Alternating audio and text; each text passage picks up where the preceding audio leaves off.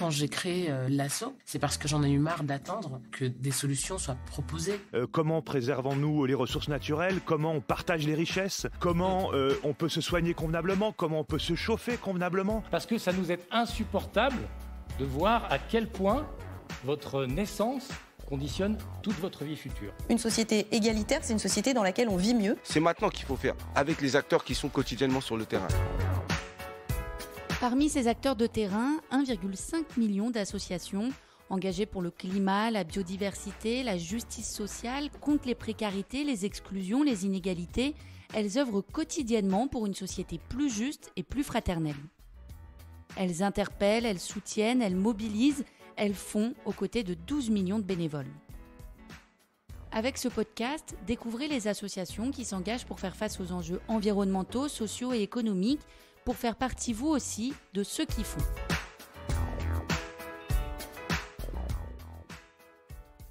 Des étudiants en mode qui travaillent jour et nuit pendant 48 heures au profit d'une association, et cela de manière durable. C'est le Paris Fou dont on va parler avec toi, Vincent Liller. Tu es chargé du projet de hackathon solidaire initié par l'école Lisa Mode Paris et par le Secours populaire de Paris. L'idée de ce projet, c'est de faire travailler les étudiants en mode dans le cadre de leur cursus et de leur faire fabriquer des pièces au profit de l'association Secours populaire de Paris. Il s'agit de la 2e édition. Raconte-nous un peu comment s'est passée la naissance du projet. C'était pas ici, il me semble, la première. Non, c'est vrai qu'on a fait une première édition lors d'un autre festival avec une autre association. Et là, on s'est associé cette année avec Secours populaire et Rock en scène parce que ça nous semblait pertinent dans le sens où Secours populaire est là pour promouvoir toutes les actions pour aider les gens. C'était plutôt global, et puis aussi parce que le Secours populaire touche quand même 40% de personnes isolées qui sont seules, dont beaucoup d'étudiants. Donc ça nous semblait pertinent en tant qu'école de mode. Donc on a 650 étudiants aujourd'hui qui ont travaillé sur 2 jours. On les a enfermés, entre guillemets, au sein de l'école. Avec pas de force. Non, pas de force, bien sûr. Ils sont tous bénévoles. Et en fait, ils ont même travaillé de nuit. Il y avait des roulements d'équipe avec des équipes de nuit. Et on a produit 490 pièces. En gros, on a récupéré des vêtements de Secours populaire qu'ils nous ont donnés. On a récupéré de l'ancien merchandising de Rock en scène qu'ils n'avaient pas vendu sur les années précédentes. Et à partir de ça, pendant ces 2 jours, nos étudiants ont dû recréer des nouvelles pièces pour le festival et pour la vente qu'on fait pendant ces 4 jours. Oui, c'est ça, parce qu'en fait, l'idée de ce projet, c'est après de vendre directement sur le stand les créations des étudiants.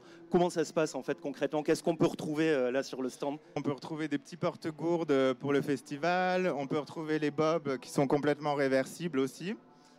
Donc tout ça, ça a été fait à partir d'anciens vêtements. Et après, vous pouvez retrouver aussi de l'ancien merch Rock en scène, des bananes, des tote bags, etc.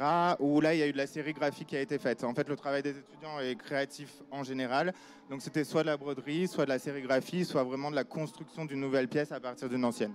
Et vous espérez à peu près récolter combien d'argent avec toutes ces ventes?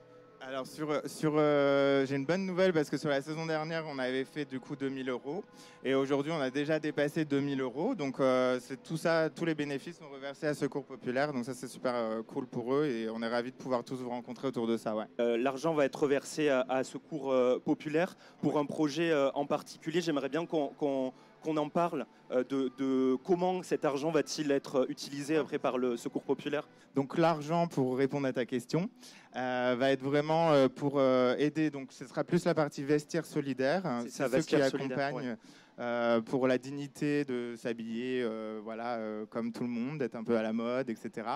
Mais aussi dans les dons, par exemple, on a très peu de sous-vêtements puisque c'est en termes d'hygiène un peu plus complexe. Donc ça, c'est de l'investissement que Secours populaire fait directement. Ils doivent directement acheter de la lingerie, des soutiens-gorge, culottes, etc. Donc tout ça, tous ces dons vont participer à ça, à permettre aussi de créer des nouveaux événements pour pouvoir vendre aussi d'autres choses. Voilà. C'est déjà pas mal. C'est une belle utilisation. Et j'aimerais bien, on a parlé de ce qu'allait faire l'association avec l'argent. J'aimerais bien qu'on repasse peut-être du côté de l'école. Ces étudiants, qu'est-ce que ça leur apporte de participer à un tel projet, de donner 48 heures de leur temps pendant un week-end pour participer à ce projet? Pourquoi le font-ils? 48 heures, en fait, dans une vie, c'est pas grand-chose, je pense, pour nous tous. Mais c'est vrai qu'il faut prendre ce temps pour le faire. Nous, ça nous semblait... en fait, on veut, en tant que LISA, on veut être la première école digitale, éco-responsable et aussi solidaire. Donc c'est pour ça qu'on fait ce type de projet. Ça fait déjà 2 ans qu'on a plusieurs projets. On a fait un défilé autour des seniors, par exemple, avec le Petit Frère des Pauvres. Donc l'idée, c'est vraiment de les sensibiliser à une cause associative, parce qu'on est quand même dans un monde qui se divise de plus en plus. Et je pense que ces générations-là doivent savoir qu'il faut s'assembler, partager, être ensemble. C'est ce qu'il y a de mieux, je pense, dans ce monde. En tout cas, moi j'adore ça parce que j'aime les gens. Donc, j'essaye de leur inculquer ça et on essaye avec l'école de leur inculquer ces valeurs. Et aussi, surtout, les sensibiliser à une mode beaucoup plus responsable, puisqu'on est quand même le secteur, je me fais l'avocat du diable, mais c'est vrai que je travaille dans la mode, mais on est le secteur le plus polluant quasiment de la planète. Et donc, leur montrer des nouveaux business models, des nouvelles manières de concevoir une marque, de construire un vêtement, à partir d'anciennes choses qui existent déjà, en fait. Oui, c'est ça, on est à contre-courant parce que, comme tu le dis, la mode est polluante, c'est une industrie polluante et qu'en plus, elle a peut-être une image élitiste. Donc là, on est complètement à contre-courant.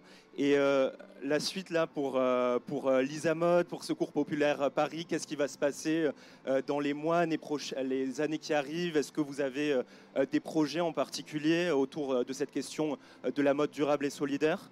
Oui, bien sûr. En fait, chaque année, on essaye vraiment de travailler avec une association en tant que LISA. On essaye de travailler avec une asso et un festival. Le but, c'est toujours de pouvoir mettre en avant les deux parties. Et en fait, on est en train de travailler sur un prochain festival, idéalement avec Secours Populaire, avec qui ça s'est très bien passé et avec qui on a à cœur d'aider autour de ce projet-là, quoi.